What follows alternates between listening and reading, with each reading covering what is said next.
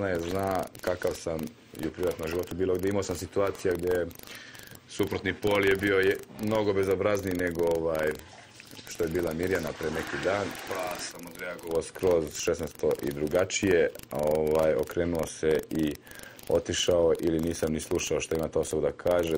Čak sam imao i situacije gdje su me zbog nekih stvari neke žene i gađale koje čim i svačim, pa nisam odreagovao tako i opet ponavljam da sam protivnik nasilja bilo gde.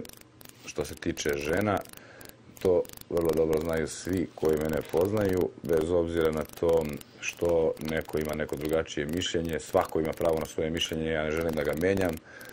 Svako od nas, opet kažem, radi ono što misli da treba da radi i kako treba da radi.